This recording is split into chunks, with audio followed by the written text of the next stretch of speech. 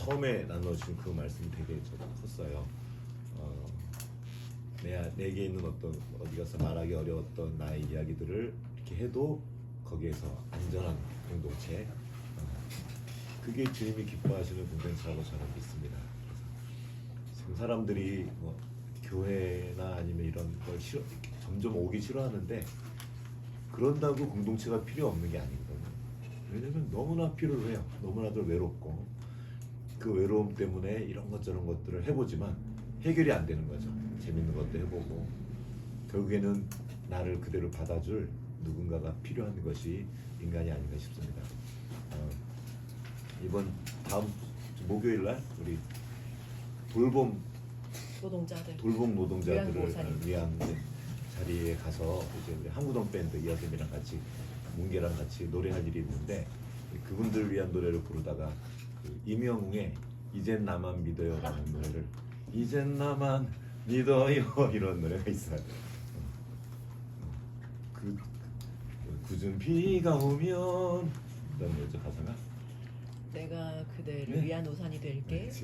가장 큰 우산이 되어줄게 하고 쫙 펴주면서 임영웅이 노래하는 걸 봤는데, 그게 그 노래를 제가 언제 처음 했냐면 교장 선생님들 모임에 가서 그분들의 신청곡을 받아서 이렇게 노래를 해줄 일이 있었어요. 그때 그 신청곡을 받은 거예요. 근데 차마 노래를 간지러워서 낯뜨거워서 부를 수가 없는 거예요. 막 다 해주겠다는 거거든요. 너만 바라보고 우산이 돼주고 뭐. 그래서 진짜 이거는 사람이 할 수 있는 일이 아닌데. 그런데 사람들은 나를 그냥 받아줄, 나에게 우산이 되어줄 그 우산을 기대하고 있는 거죠. 그리고 사실 실제로 필요합니다. 우리는 그 우산이 필요한 존재예요. 그리고 하나님이 그 우산으로 함께 하나로 될 어떤 그 공동체를 우리에게 주셨는데, 그게 교회입니다. 교회 와서 사람들을 규칙 속에 몰아넣고 막 밀어서 고통받게 하기 위한 공동체가 아니고, 이 험한 세상에서 하나님의 생명으로 살아갈 수 있도록 돕기 위한 공동체가 교회입니다. 자, 모든 생명이 태어나면, 특별히 사람은 성장하는데 시간이 오래 걸려요. 이 아이가 갓난 아이가 자라나서 청소년이 되고 청년이 될 때까지 그를 받아주고 그가 자라날 수 있도록 보호해주고 막아줄 어떤 공동체가 필요합니다. 사람에. 자, 예수 그리스도의 생명을 얻고 예수님을 믿게 됐고, 이제 그 생명이 태어났어요. 근데 아직 태어났어. 자, 예수 믿고 나서 바로 어떤 능력을 행하고 막 대단한 일을 하고 세상을 나가서 구원을, 이런 게 아니에요. 이제 구원을 받았고 새로 태어났으면 새로 거듭나기 시작한 거. 이제 막 여전히 실수하고 넘어지고 여전히 감정 때문에 힘들고, 이런 사람이 이제 성장하기까지 예수 그리스도의 모습을 닮은, 그리스도의 생명을 나타내고 꽃을 피우고 열매를 맺는 그 아름답고 풍성한 생명으로 성장할 때까지 누군가 기다려줄 공동체가 필요합니다. 그냥 받아주는 거죠. 그게 교회예요. 그리고 오늘은 그 교회에 대한 얘기를 좀 하려고 합니다. 지난 시간에 우리가 바울을 통해서 봤습니다. 바울이 엄청난 빛 가운데에서 눈이 멀게 됐죠. 그리고 그때 그것으로 인해서 눈에 비늘 같은 것이 있다는 걸 알게 됐는데, 그 빛이 임했을 때 그와 함께 음성이 하나 들렸습니다. 사울아 사울아 네가 어찌하여 나를 핍박하느냐. 그러니까 이 사울이, 그 사람은 지금 그 자기가 믿는 그들은 하나님을 믿었잖아요. 그 율법을 회방한다고 믿고 있었던 그 그리스도인이라고 불리는 사람들, 그 사람들, 나쁜 사람들을 잡으러 가는 중이었거든요. 근데 갑자기 어떤 빛 가운데 목소리가 들려서, 왜 나를 난 당신을 핍박한 적이 없는데 왜 나한테 왜 이러시죠? 하고 물어봐요. 그러니까 당신 누구십니까? 물으니까 그 음성이 말합니다. 나는 네가 핍박하는 예수다. 아니, 나는 예수를 핍박한 적이 없는데 왜 이러시지? 그때까지는 이 사울은 몰랐어요. 이게 뭔 말인가. 그래서 그냥 시키는 대로, 눈이 못 뜨니까, 볼 수가 없으니까 끌려서 사람들에게 이끌림을 받아서 그가 말한 곳에 있었습니다. 그런데 한 사람이 그를 찾아옵니다. 바울이 찾아간 게 아니에요. 한 사람이 그를 찾아와서 그에게 말을 해준 거죠. 너희가 십자가에 못 박은, 너에게 말씀을 주셨던 그분이 나를 보내서 여기 왔다. 예수님이 보내서 온 거죠. 그러면서 그가 말합니다. 형제 사울아, 다시 보라. 눈을 뜨라는 거죠. 그럼 눈을 뜨고 봤더니 그가 그 유명한 그 동네에서 유명한 아나니아. 그가 누구였는지 적어도 그의 그 잡아갈 리스트에 있었던 사람인 거죠. 아주 중요 인물, 얘 요주 인물이야. 내가 잡아가려고 했던 그 사람이 와서 내 눈을 뜨게 해주는 거예요. 그러면서 뭐라고 부르냐면 형제여 하고 부르는 거예요. 가족이거든요. 가족이라고 나를 불러준 거예요. 난 지금 자기를 잡으러 왔는데 죽이러 왔는데 그가 나를 가족이라고 불러주고 실제로 내 눈도 뜨게 해줍니다. 그리고 그가 교회 공동체로 들어갈 수 있도록 도와주죠. 이 과정을 통해서 바울이 본 거예요. 그가 눈을 뜨고 본 것은 사람 아나니아란 사람이었지만 그는 누구였던 거예요? 교회였던 거예요. 예수 그리스도를 머리로 한 예수님의 생각과 그 마음을 품은 사람들의 모임, 그 교회를 본 거예요.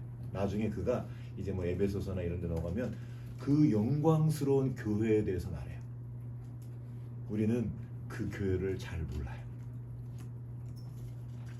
그 교회를 금방 그가 그걸 알게 된 게 아닙니다. 이 로마서 같은 경우에는 서신서 중에 처음에 나와 있지만 한참 뒤에 쓴 거예요. 처음에 쓴 책이 아닙니다. 그가 오랜 세월 동안 교회에서 있고 복음을 전하고 하나님과 교제하면서 그 교회를 알아가는 거죠. 아, 내가 그때 핍박했던 그분이 그 예수가 이게 교회라는 한 몸이구나 하고 본 거죠. 그리고 그게 오늘 우리가 읽은 고린도전서 12장에 가면 통만찬 이후에 12장에 가면 성령의 은사에 대해서 쭉 얘기하면서 12장 중간 12절에 보면 몸은 하나인데 많은 지체가 있고 몸의 지체가 많으나 한 몸임 같이. 자, 몸에 손가락도 있고 눈도 있고 코도 있고 심장도 있고 막 있잖아. 이런 몸의 지체가 많지만 한 몸이죠. 자, 이게 누구의 손이에요? 내 손인데 얘가 어느 날 내 말을 지가 막 움직이면 이거 누가 하는 거예요? 이거 내가 하는 게 아니야. 이거 누가 하는 거예요? 내가 하는 거란 말이에요. 한 몸이에요. 머리가 예수님인 한 몸, 이게 교회인 것을 본 거예요. 그리고 그 비밀을 지금 여기에다가 성경에 이 바울이 기록하고 있습니다. 그러면서 어떤 말을 하냐면 24절부터 한번 읽어보겠습니다. 12장 24절부터 우리의 아름다운 지체는 시작. 우리의 아름다운 지체는 그럴 필요가 없느니라. 오직 하나님이 몸을 고르게 하여 부족한 지체에게 귀중함을 더하사 몸 가운데에서 분쟁이 없고 오직 여러 지체가 서로 같이 돌보게 하셨느니라. 자, 오직 여러 지체가 서로 같이 돌보게 하셨느니라. 자, 이 돌봄이 끊어진 상태가 예를 들면 중풍 같은 거예요. 몸이 있는데 이게 신경이 끊어진 거예요. 그러면 몸이 움직이지 않아요. 그래서 서로 돌보. 여기가 가려우면 손이 와서 여기를 긁어주죠. 이런 거예요. 좀 더 볼게요. 26절 시작. 만일 한 지체가 고통을 받으면 모든 지체가 함께 고통을 받고 한 지체가 영광을 얻으면 모든 지체가 함께 즐거워하느니라. 한 지체가 고통을 받으면 같이 아픈 거예요. 자, 제 손가락 끝에 가시가 하나 박혔다고 칩시다. 그럼 어떻게 돼? 손가락에 박혔으니까 상관없나요? 온 몸의 신경이 요 가시 손가락 끝에 가 있는 거예요. 어떤 분이 하는 말을 들었어요. 몸의 중심은 아픈 곳이다. 어디가 아프면 그 아픈 곳에 온 몸이 가 있는 거예요. 신경이 가 있는 거죠. 이게 몸의 비밀인 거예요. 또 하나는 거꾸로 한 지체가 영광을 얻으면 모든 지체가 함께 즐거워한다. 이게 한 몸이에요. 자, 내가 왕이 돼서 왕관을 딱 썼어요. 그러니까 왜 머리에만 왕관을 씌워줘요? 이렇게 되나요? 아니죠. 내가 우리 지체 중에 즐거운 일이 있었어요. 그러면 너무 좋아. 왜? 한 몸이니까. 그런데 어떤 일이 벌어져요? 사촌이 땅을 사면 배가 아프다는 이런 이상한 얘기. 이게 세상의 일이에요. 왜 쟤한테만 이걸 줘요? 왜 난 안 주고 쟤만? 그러니까 그 제자들도 옛날에 싸웠잖아요. 네가 크냐 내가 크냐? 너가 오른편이냐 내가 왼편이냐? 내가 양편을 쓸까? 이런 얘기를 하는 건 뭐예요? 교회를 모르는 거예요. 한 몸됨의 비밀을 모르는 거죠. 그러면서 이 유명한 말씀을 합니다. 27절 다 같이 읽어보겠습니다. 시작. 너희는 그리스도의 몸이요 지체의 각 부분이라. 그리스도의 몸이라는 겁니다. 우리가 예수 그리스도의 생명으로 산다는 게 무슨 말이냐면 서로 연결되어서 우리에게 생각을 주는 그리스도의 생각으로 생각을 하고 그 마음으로 누군가를 불쌍히 여기고 그렇게 살아가는 거죠. 이 하나님의 나라로 산다는 것, 하나님의 나라가 펼쳐간다는 건 이 몸이 펼쳐지는 거예요. 처음에는 그냥 나 하나, 내 생명 하나 건사하는 데 있다가 내 시선이 나에게만 머물러 있어요. 그런데 몸과 연결되면 내가 그걸 인식하는 순간 지체의 아픔이 나의 아픔으로 오게 되는 거예요. 우리 중에 누가 고통을 받는다, 어려움이 있으면 다 거기에 마음을 쓰는 거예요. 이건 나쁜 일이에요. 왜 쟤한테만 신경 써요? 이게 아니에요. 한 몸이기 때문에 그에게 마음을 쏟고 함께 이게 회복되기를 위해서 내가 입으로 먹고 약도 먹고 치료도 하고 이 친구가 얘를 도와주고 이게 한 몸됨의 진실입니다. 자, 하나님의 말씀, 그 태초의 빛이 비추이고 내 눈을 가리고 있던 비늘 같은 그 색안경을 치우고 나면 가장 먼저 보이는 게 주님의 몸된 교회예요. 이 교회를 볼 때 우리의 생각이 달라집니다. 넓혀지는 거예요. 이전에는 상상도 못했던 그 일들이 일어나게 되는 거예요. 그게 바로 바울이 본 아나니아입니다. 말이 돼요? 이게 무슨 일이야? 이게 뭐지? 이게 어떻게 가능하지? 세상으로는 상상도 못할 그 일들이 이제 교회로 일어나기 시작하는 겁니다. 그런데 이 고린도 이 말씀의 배경이 뭐냐면 고린도전서 1장이에요. 1장 한번 가볼까요? 1장 10절. 고린도전서 1장 10절을 한번 읽어보겠습니다. 시작. 형제들아, 내가 우리 주 예수 그리스도의 이름으로 너희를 구하노니 모두가 같은 말을 하고 너희 가운데는 분쟁이 없이 같은 마음과 같은 뜻으로 온전히 합하라. 자, 같은 마음과 같은 뜻으로 온전히 합하는 게 가능해요? 여러분, 그게 가능할까요? 이게 지금 우리 12명, 13명 모여 있는데 우리가 마음을 모은다고 합한다고 이게 합해질까요? 어디나 가면 뭐 하나 됩시다 이런 얘기를 해요. 이게 어떻게 이거는 가능하지가 않아요. 그럼 어떻게 가능해지? 가능하지 않은 걸 이 사람은 왜 하라 그랬을까요? 딱 한 가지 경우에만 가능합니다. 하나일 경우에만 이게 가능해요. 자, 우리는 하나가 되기 위해 노력하는 사람들이 아닙니다. 그럴수록 괴로워져요. 안 되니까. 그 뭐예요? 우리가 하나인 걸 보는 거예요. 하나인 걸 보고 하나됨의 진실을 나타내는 겁니다. 그 함석헌 선생님이 하신 말씀이에요. 그분이 생각하는 백성이라야 산다 그 책에 나오는 이야기인데 우리나라가 지금 분단되어 있잖아요. 남과 북이 분단되어 있는데 지금은 남쪽의 이해관계와 북쪽의 이해관계로 생각하니까 이게 복잡해지는 거예요. 그때 당시에 우리나라가 해방 이후에 원래는 해방 이후에 우리는 왔다 갔다 함께 했단 말이에요. 근데 말도 안 되는 경우가 생겨서 중간에 딱 동강이 나가지고 남과 북이 나뉘었는데 이게 괜찮아 버리는 거예요. 안 괜찮다는 거예요. 왜요? 우리가 하나 되어야 되는 이유는 우리가 원래 하나이기 때문에 하나 되어야 된다는 거예요. 하나인 걸 볼 때 하나인 걸 보면 이제는 이런저런 통일 비용이 들고 이런저런 어려움이 있어도 하나가 돼야죠. 왜요? 원래 하나니까. 그게 하나니까. 우리가 어떻게 이웃과 생각을 마음을 맞추고 모아야 합니까? 하다가 아유 말아 간도 하고 놔버려요. 특별히 요즘에 젊은 세대 가운데 유행하는 말이 있습니다. 그냥 끊어버리는 거예요. 다 친구도 그냥 끊어버리고 학원도 끊어버리고 뭐 교회도 끊어버리고 그냥 그게 아주 편안해지. 근데 끊을 수 없는 게 있어요. 뭐? 우리 몸은 자, 손이 잘라졌다 칩시다. 어떻게 해요? 손 들고 병원에 가는 거예요. 손가락 들고 붙이려고. 왜? 하나니까. 원래 하나였으니까. 자, 같은 마음과 같은 뜻으로 온전히 합하는 이게 가능한 유일한 방법은 우리가 그리스도의 몸인 걸 보는 거예요. 원래 하나인 걸 보는 거죠. 그런데 이 사람들이 그게 안 됐던 거예요. 여기 보면 바울이 지금 떨어져 있는 지금 고린도의 교회에 가서 고린도 교회는 진짜 힘들었습니다. 정말 고생을 하면서 고린도에 가서 복음을 전했고 거기에 주님의 몸된 교회가 생겼어요. 그런데 또 바울은 다른 데로 계속 전도 여행을 하잖아요. 그런데 소문이 들리는데 이런 소문이 들리는 거예요. 11절부터 12절까지 한번 같이 읽어보겠습니다. 시작. 내 형제들아 너의 지편으로 너희에 대한 말이 내게 들리니 곧 너희 가운데 분쟁이 있다는 것이라. 내가 이것을 말하거니와 너희가 각각 이르되 나는 바울에게 나는 아볼로에게 나는 게바에게 나는 그리스도에게 속한 자라 난 것이니. 자, 분쟁이 있는데 뭐예요? 나는 아볼로파야. 아볼로가 역시 말을 잘, 아볼로가 되게 성경을 잘 아는 사람이었거든요. 역시 아볼로가 최고지. 그러니까 나는 게바파야. 그분은 직접 게바는 베드로입니다. 예수님과 직접 했던 그분이 말씀만 하셔도 진짜 그 느낌이.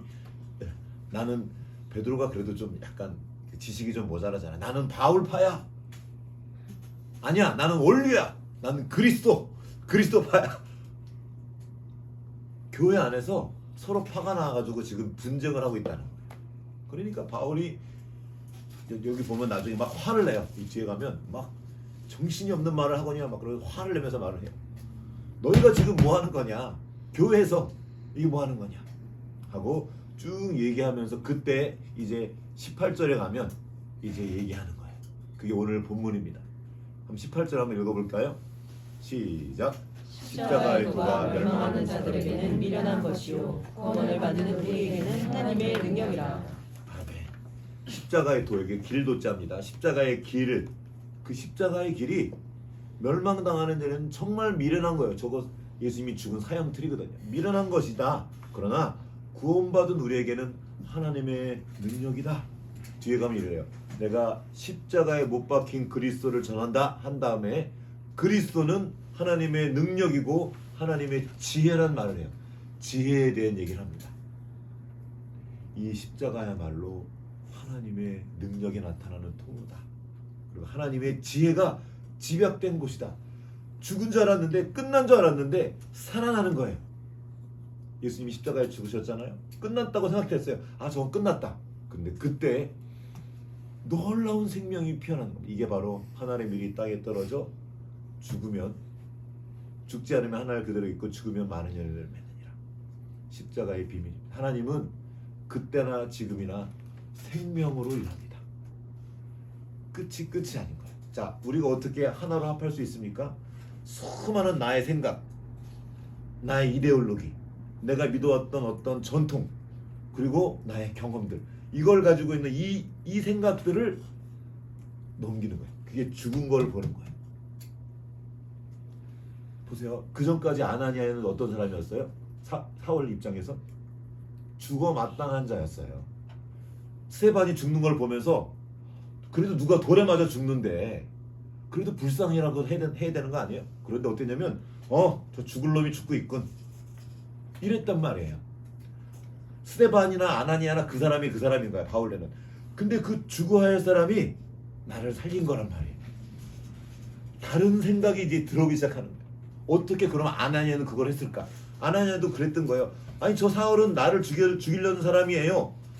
이게 아나니아의 경험 속에 있는 사울입니다. 그런데 그 생각을 십자가에 넘긴 거예요. 그게 죽고 그게 끝나고 하나님의 말씀, 그 말씀의 빛을 따라서 간 거예요. 아니야, 그는 너를 죽이러 온 사람처럼 보이지만 그는 나를 위해 고난당할 사람이야. 이방에 복음을 전할 사람이야 라고 하나님이 말씀해 주셨어요. 그럼 그때 현재의 사울은 어떤 사람이었어요? 현재의 사울은 막 이방의 복음을 전하는 사도였어요? 아니면 지금 현재는 누구예요? 핍박하는 사람이란 말이에요. 지금 현재 아직 변한 걸 전혀 변한 게 증명이 되지 않았단 말이에요. 그런데 하나님이 말씀하셨고 그 말씀을 따라 그를 다시 본 거예요. 그리고 그 말을 전해줬어요.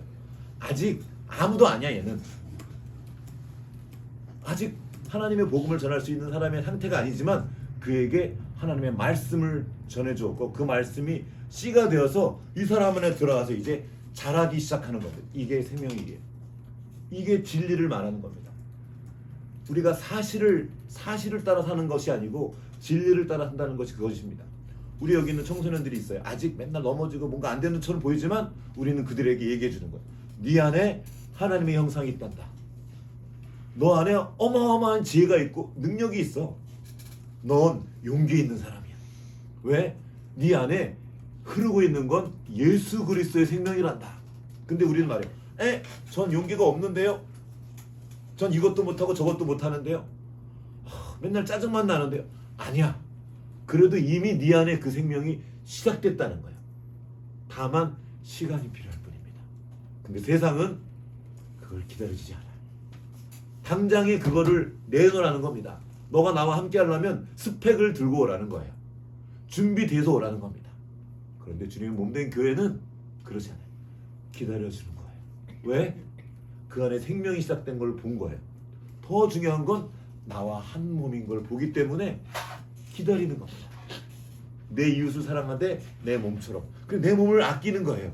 그러니까 십자가를 따른다는 건 막 자기 학대를 한다는 게 아닙니다. 나를 진짜 귀하게 여기는 거예요. 하나님이 주신 몸이거든. 하나님이 주신 마음이거든. 너무 좋은데 이것이 하나님과 분리됐기 때문에 오는 여러 가지 아픔과 여러 가지 현상들이 있는데 그걸 인식하는 거예요. 그리고 내가 죽고 이제 그리스도로 다시 사는 사람, 그게 십자가의 도를 따르는 사람입니다. 그 길로 걸어가는 거죠. 이게 세상 사람의 시각으로는 이해가 되지 않아요. 왜냐하면 좁고 그 길이 협착해서 찾는 이가 적다고 나와 있어요. 그때나 지금이나 마찬가지예요. 이 길은 찾는 이가 적습니다. 적은 게 당연해요. 힘들고 어렵거든요. 그런데 생명의 길이라는 거예요. 지금은 안 보이지만 이게 자라나요. 이제 믿음 안에서. 믿음은 뭐예요? 하나님 말씀을 들으면서 오죠. 자, 로마서 1장 17절을 지난주에 읽었어요. 믿음에서 믿음에 이르게 하나니 오직 의인은 믿음으로 말미암아 사절에 있습니다. 자, 의인은 뭔가를 깨끗 잘하고 착하게 사는 게 의인이 아니고 믿음으로 사는 자가 의인이라 그랬어요. 자, 그러면 어떻게 믿음이 생깁니까? 들음으로 와요. 이 들은 건 어디서 오는 거예요? 누군가 다른 사람이 나에게 말한 거란 말이에요. 사울이 여기서 내가 지금 아나니아를 잡으러 왔는데 누군가 와서 말하는 거야. 너는 이방의 복음을 전할 나의 그릇이다. 나의 택한 그릇이다 말을 들었어요.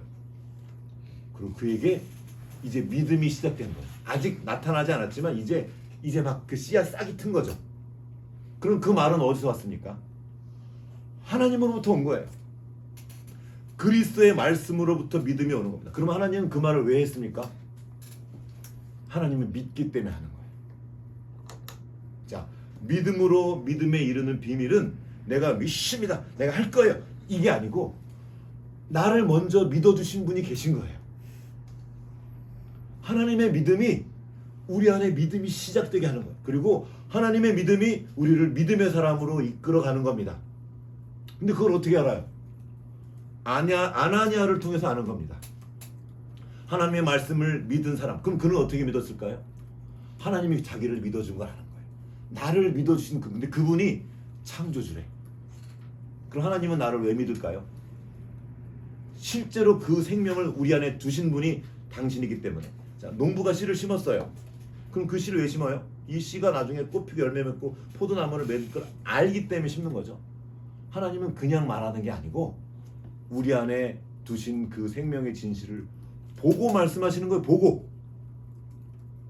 우리가 용기 있고 지혜롭고 어마어마한 존재라는 걸 하나님은 보시면서 말하는 겁니다. 이 보는 능력이 바로 믿음입니다. 보고 말하는 거예요.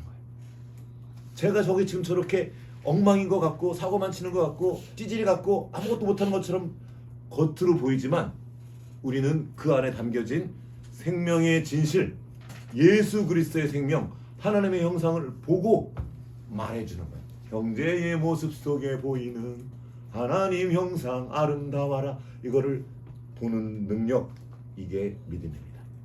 이거를 못 보게 하는 게 바로 그 비늘이에요. 눈앞에 드러난 사실만 가지고 말하고 내가 보지 않는 건 없다고 말하고. 그렇지 않아요.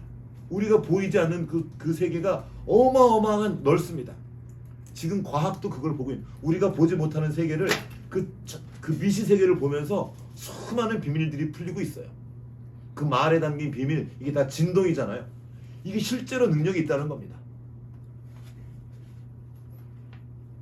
이 분쟁 가운데 있던 고린도 교회 가운데 바울이 말합니다. 이 뒤에 나오는 형제들아 너희의 부르심을 보라. 26절부터 제가 읽어볼게요. 육체를 따라 지혜로운 자가 많지 아니하며 능한 자가 많지 아니하며 문벌 좋은 자가 많지 아니하도다. 우리의 상태라는 거예요. 그러나 이거예요. 그러나 이제부터 하나님께서 세상의 미련한 것들을 택하사 너나 나나 그러니까 지혜 있는 자를 부끄럽게 하시고 똑똑하다는 자들, 내가 잘한다고 말하는 사람들을 부끄럽게 하시는 거예요. 세상의 약한 것들을 택하사 우리 약한 우리 강한 것들을 부끄럽게 하려 하시며 세상의 천한 것들과 멸시받는 것들과 없는 것들, 아주 그냥 원색적으로 없는 것들, 그래 나 없다 그래,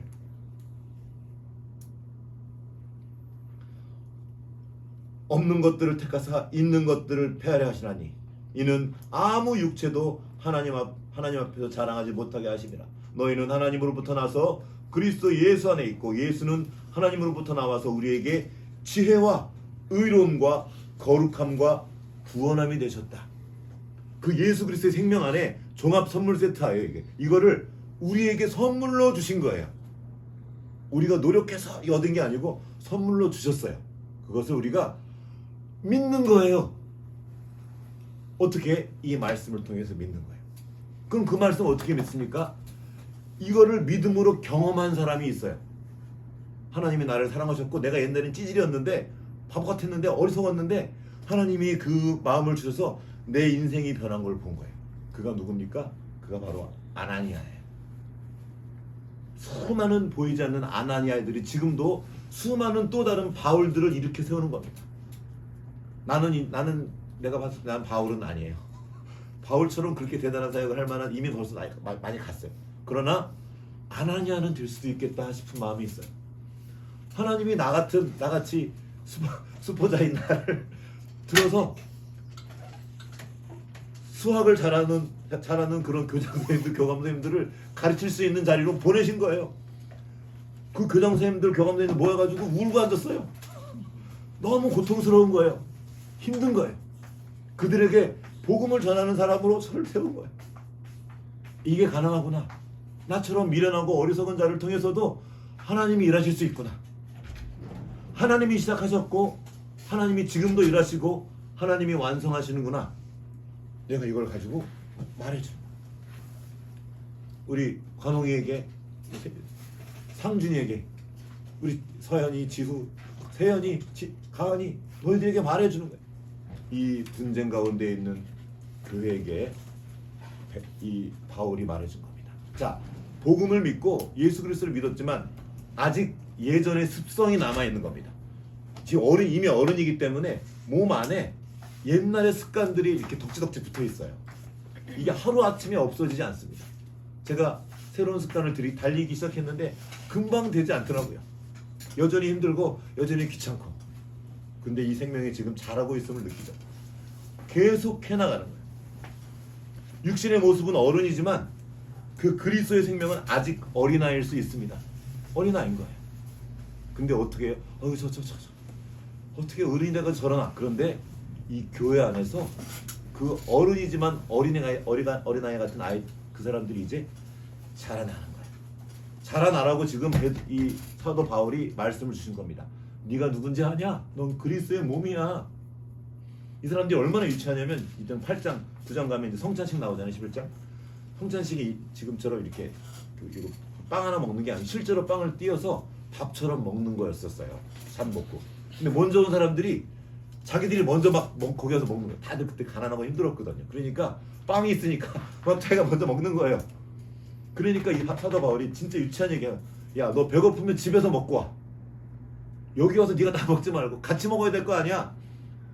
그런 말을 이 초대교회 유치뽕 같은 말을 여기 이렇게 써놓은 거예요. 어른이지만 어른이 아직 아닌 거죠. 우리도 그럴 수 있어요. 생명이 있지만 아직 자라나지 않은 거예요. 그래서 자라나라고 하는 거예요. 언제까지? 그리스도의 장성한 분량에 이르기까지 자라나라. 그러면서 그 장성한 분량이 뭐냐? 우리가 믿는 그 이유가 뭐냐? 이제 그 믿음이 무엇을 부르냐면 소망을 부릅니다. 믿기 때문에.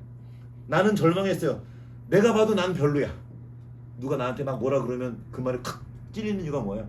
그 말이 너무 맞는 것 같은 거야. 내가 봐도 난 너무 찌질하고 난 너무 별론 것 같아요. 그거 믿어버려요.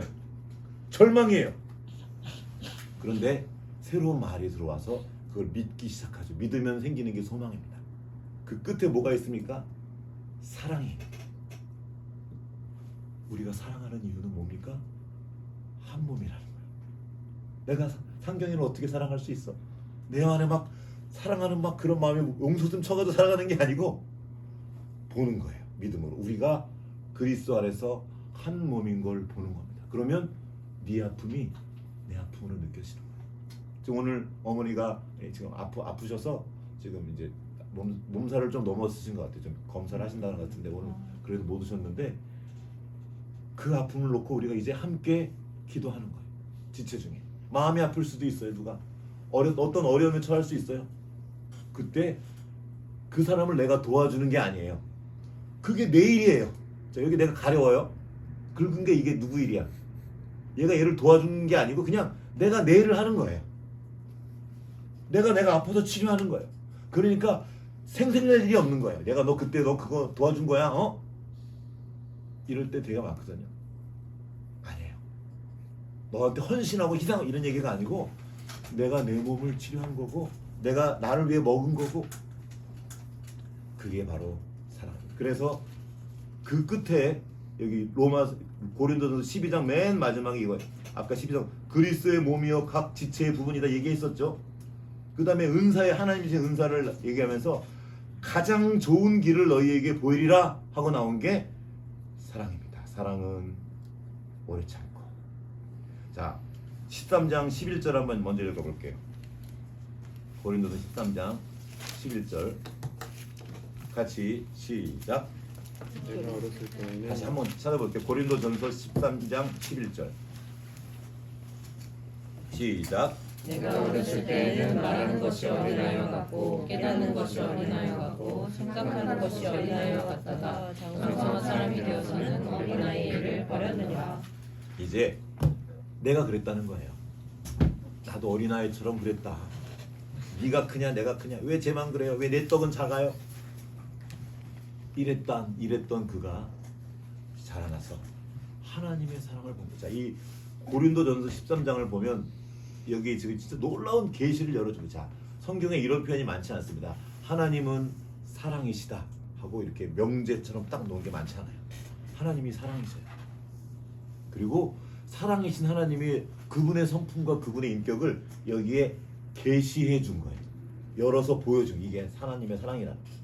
이 사랑장을 읽으면서 우리가 오해하면 안 될 것이, 너 교회 다니면서 왜 사랑 안 해? 너 여기 보면 오래 참고 온유하고 자랑하지 않고 교만하지 않고 미래하지 않고 자기, 이거는 가능한 일이 아니에요. 이거 어떻게 한다는 거예요? 하나님이 지금 이렇게 나를 대해 주신다는 겁니다. 주님께서 나를 이렇게 사랑하셨다는 거예요. 그리고 지금 당장 우리 상경이에게 고린도전서 13장 그대로 하라고 요구하면 안 돼요. 그게 율법인 거예요. 딱 정해놓고 이거 무조건 해. 아니에요. 그 생명을 주신 하나님께서 이제 성장하도록 이걸 그 대신 말해주는 거죠. 네 안에 그 사랑이 있단다. 너는 예수 그리스도의 몸이란다. 이제 성장하면 돼. 함께 그가 자라나도록 기다려주는 거예요. 믿음으로, 믿으면서 그 말을 전해주면서 진리의 말씀을 계속, 우리가 성경을 읽는 건 이유가 그거예요. 함께 나누는 이유가 그겁니다. 이 진리의 말씀이 내 안에 가득하도록. 왜냐하면 거짓들이 너무 많거든요. 그 진리의 말씀을 같이 한번 오늘 읽고 오늘 말씀을 정리하면 좋겠습니다. 고린도전서 13장 말씀을 우리가 한 목소리로 같이, 이게 주님께서 우리에게 베푸신 사랑이고 이제 우리가 성장해가면서 알아갈 사랑의 내용입니다. 지금 당장 이렇게 못한다고 자기를 자책하거나 절망할 필요 없습니다. 이제 이 일을 시작하신 하나님께서 우리의 평생을 두고 이것을 우리의 삶의 자리에 일어나게 하실 것입니다. 그 사랑의 꽃을 피우고 열매를 맺게 하실 것입니다. 함께 같이 한 목소리를 읽어보겠습니다. 13장 1절부터 시작.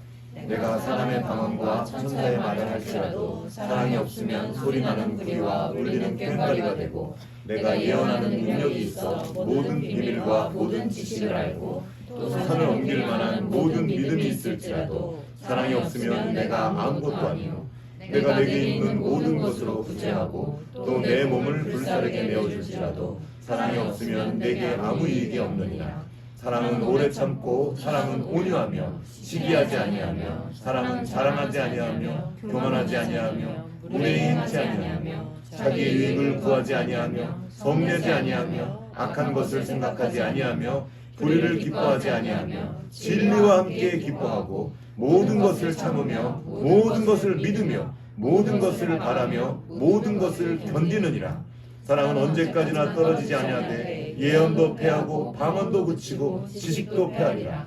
우리는 부분적으로 알고 부분적으로 예언하니 온전한 것이 올 때에는 부분적으로 하던 것이 패하리라. 내가 어렸을 때에는 말하는 것이 어린아이와 같고 깨닫는 것이 어린아이와 같고 생각하는 것이 어린아이와 같다가 한 사람이 되어서는 어린아이의 일을 버려놓으라. 우리가 지금은 거울로 보는 것 같이 희미하나 그때에는 얼굴과 얼굴을 대하여 볼 것이요 지금은 내가 부분적으로 아나 그때에는 주께서 나를 아신 것 같이 내가 온전히 알리라. 그런즉 믿음, 소망, 사랑 이 세 가지는 항상 있을 것인데 그 중에 제일은 사랑이라. 아멘. 같이 기도하시겠습니다. 우리가 가야 될 그 십자가의 길이 바로 하나님이 우리에게 보이신 지혜입니다. 그리고 우리에게 큰 형님으로 오신 예수님이 먼저 가신 길입니다. 큰 자가 어린 자를 섬기리라. 그 길을 따라가는 거죠.